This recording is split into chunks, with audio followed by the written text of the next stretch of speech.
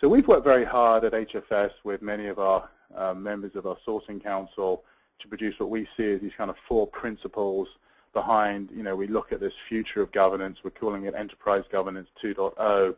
But the first one's really about achieving value beyond cost and shifting that corporate mindset from a sort of a myopic cost savings approach to much more value creation and growth. We're seeing this shift. As I mentioned earlier, it's no longer just about outsourcing. It's about leveraging sourcing and shared services as vehicles to achieve broader business objectives. Major focus around how do you redefine your talent management, and that's our third principle, really aligning that workforce to go beyond this tactical performance that many companies are stuck in right now, really breaking the status quo and trying to shift the agenda. And then finally, this fourth principle, we call it accomplishing realistic innovation. This is accomplishing new ideas and methods and mechanisms for doing things by improving collaboration with providers and enterprise collaboration with lines of business to achieve much more realistic business outcomes. So I'm going to now hand on to Mike Beals, who's going to lead off with the first principle around achieving value beyond cost.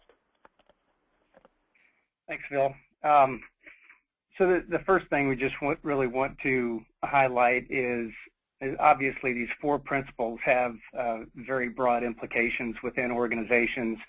We're going to be taking it down to the level to focus on governance and some of the implications there, and recommend some of the action items that you may want to follow, whether you consider yourself progressive or not. These are things that are kind of coming down the pike. So one of about 2 slides ago, Phil talked through a slide talking about the shifting kind of philosophy or approach to leveraging service providers and a different type of relationship emerging. And so what we also wanted you to think through is this is not just about the external relationship between a governance group and the external service providers or shared services groups.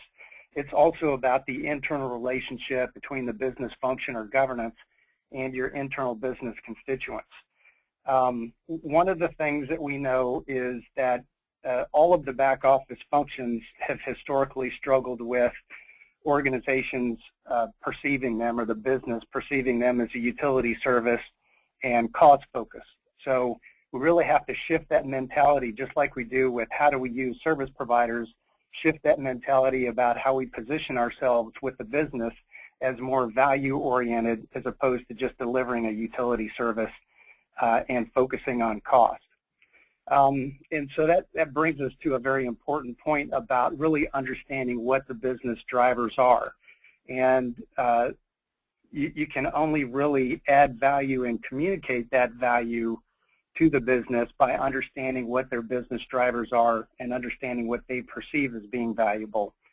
And then lastly, it's also about resetting expectations with providers.